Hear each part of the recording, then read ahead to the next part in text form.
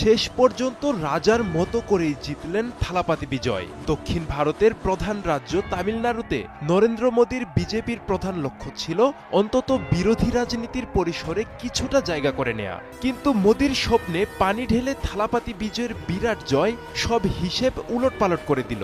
এখন এই cinema superstar হতে পারেন তামিলনাড়ুর মুখ্যমন্ত্রী।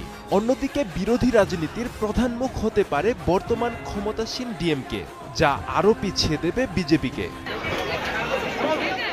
একজন সুপারস্টার, একজন আইকন, তামিল সিনেমার থালাপাতি বিজয়। মাত্র 2 বছর আগে প্রতিষ্ঠিত তার দল তামিলাগা ভেত্রি কাজাঘাম, সংক্ষেপে টিভিকে। এটি হতে যাচ্ছে একটি যুগের অবসান এবং আরেকটি যুগের সূচনা।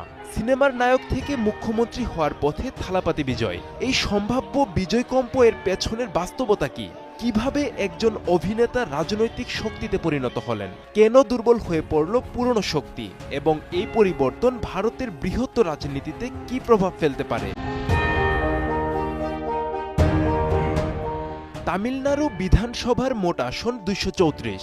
সরকার গঠনের জন্য প্রয়োজন 118 আসন। প্রাথমিক ট্রেন্ড অনুযায়ী টিভিকে এগিয়ে রয়েছে প্রায় 100 থেকে 104 আসনে, ডিএমকে এগিয়ে প্রায় 50 আসনে এবং এআইডিএমকে জোট এগিয়ে রয়েছে প্রায় 70 থেকে 80 আসনে। এই সংখ্যাগুলোকে যদি বিশ্লেষণ করা হয় তাহলে 3টি গুরুত্বপূর্ণ বিষয় সামনে আসে। প্রথমত, কোনো একক দল সরাসরি সংখ্যাগরিষ্ঠতা পায়নি, যার অর্থ জোট বা সমর্থন রাজনীতি গুরুত্বপূর্ণ হয়ে উঠবে।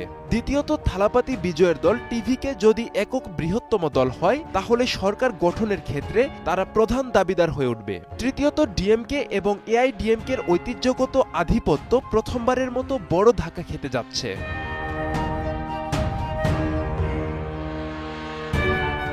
তামিলনাড়ুর রাজনীতির সবচেয়ে অনন্য বৈশিষ্ট্য সিনেমা এবং রাজনীতির গভীর সম্পর্ক।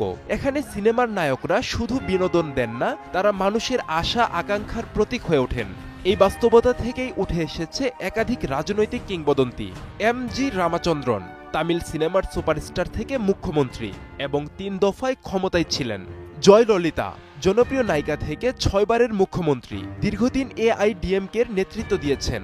এম করুণানিধি যদিও অভিনেতা নন কিন্তু চিত্রনাট্যকার হিসেবে সিনেমার সাথে যুক্ত ছিলেন এবং 5 বার মুখ্যমন্ত্রী হয়েছেন। এই ধারাবাহিকতা দেখায় তামিলনাড়ুতে স্টারডম শুধু জনপ্রিয়তা নয়, এটি একটি রাজনৈতিক পুঁজি। বিজয় থালাপাতির উত্থান হঠাৎ নয়, এটি একটি পরিকল্পিত ধাপে ধাপে তৈরি হওয়া রাজনৈতিক যাত্রা। তার কেরিয়ার শুরু হয়েছিল একজন জনপ্রিয় অভিনেতা হিসেবে, কিন্তু সময়ের সাথে সাথে তার সিনেমাগুলোতে রাজনৈতিক বার্তা বাড়তে থাকে। তার চলচ্চিত্রগুলোতে দেখা যায় দুর্নীতির বিরুদ্ধে লড়াই, সাধারণ মানুষের পক্ষে অবস্থান, শিক্ষা ও সামাজিক ন্যায়ের দাবি। এই বার্তাগুলো ধীরে ধীরে তার ব্যক্তিগত ইমেজের অংশ হয়ে ওঠে। এর পাশাপাশি তার ফ্যান ক্লাবগুলোকে তিনি সংগঠিত করেন। এই ফ্যান ক্লাবগুলো রক্তদান কর্মসূচি, ত্রাণ কার্যক্রম ও সামাজিক উদ্যোগের মাধ্যমে জনগণের সাথে সরাসরি সংযোগ তৈরি করে। পরে এই নেটওয়ার্কই রূপ নেয় রাজনৈতিক সংগঠনে। ডিএমকে এবং এআইডিএমকের দীর্ঘদিনের আধিপত্য একসময় শক্তি ছিল, কিন্তু এখন সেটি দুর্বলতার কারণ হয়ে দাঁড়িয়েছে। কারণ দীর্ঘদিন ক্ষমতায় থাকার ফলে অ্যান্টি ইনকামবেন্সি, দুর্নীতির অভিযোগ, পরিবারতন্ত্রের সমালোচনা ও নেতৃত্বের পরিবর্তনে অস্থিরতা তৈরি হয়েছে। বিশেষ করে জয়ললিতা এবং করুণানিধির মৃত্যুর পর 2 দলই ক্যারিশমাটিক নেতৃত্বের ঘাটতিতে ভুগছে। এই শূন্যস্থান পূরণ করেছে থালাপাতি বিজয়। বিজয়ের কৌশল ছিল অন্যদের থেকে সম্পূর্ণ আলাদা। তিনি সরাসরি আক্রমণাত্মক রাজনীতি করেননি, নিজেকে পরিবর্তনের প্রতীক হিসেবে উপস্থাপন করেছেন। ডিজিটাল মিডিয়া ব্যবহার করেছেন, গ্রাসরুট লেভেলে কাজ করেছেন। সবচেয়ে গুরুত্বপূর্ণ, তিনি তার স্টার ইমেজকে রাজনৈতিক বার্তায় রূপ দিয়েছেন। তামিলনাড়ুর জনসংখ্যার বড় অংশ তরুণ। এই তরুণদের বৈশিষ্ট্য, তারা সোশ্যাল মিডিয়ায় সক্রিয়, তারা দ্রুত পরিবর্তন চায়, তারা পুরনো রাজনীতিতে আগ্রহ হারিয়েছে। এই প্রজন্মের কাছে বিজয় একজন অভিনেতা নন, একজন আইকন। এই আবেগই ভোটে রূপ নিচ্ছে। তামিলনাড়ুর ভোটাররা আগে দলভিত্তিক আনুগত্যে অটল থাকতেন, এখন সেখানে দেখা যাচ্ছে ইস্যুভিত্তিক ও ব্যক্তিকেন্দ্রিক ভোটিং প্যাটার্ন। এই পরিবর্তনই বিজয়ের মতো নতুন শক্তির জন্য জায়গা তৈরি করেছে। আরেকটি গুরুত্বপূর্ণ দিক হলো তামিলনাড়ুর রাজনৈতিক সংস্কৃতিতে ক্যারিসম্যাটিক লিডারশিপের গুরুত্ব। এমজিআর বা জয়ললিতার সময় যেটা দেখা গেছে সেটি হলো দলের চেয়ে নেতা বড় হয়ে ওঠেন। বর্তমান সময়ে ডিএমকে বা এআইডিএমকে নেতৃত্ব তুলনামূলকভাবে বেশি প্রাতিষ্ঠানিক এবং কম ক্যারিসম্যাটিক।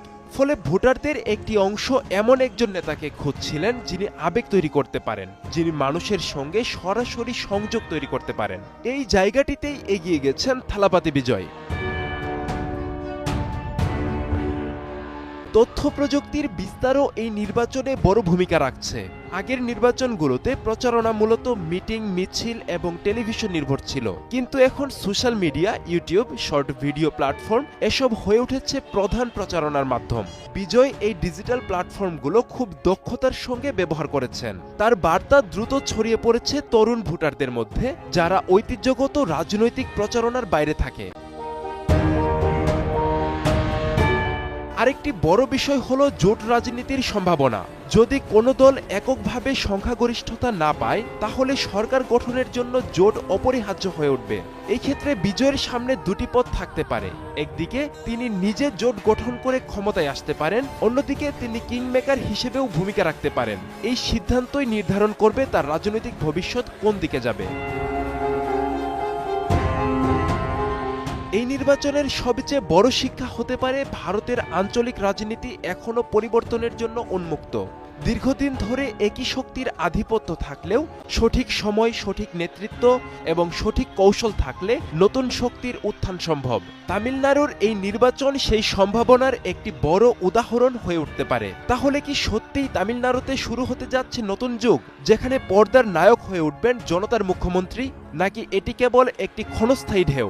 উত্তর দেবে সময়, উত্তর দেবে চূড়ান্ত ফলাফল। তবে একটি বিষয় এখনই পরিষ্কার, তামিলনাড়ুর রাজনীতিতে পরিবর্তনের ঝড় শুরু হয়ে গেছে, আর সেই ঝড়ের নাম বিজয় কম্প।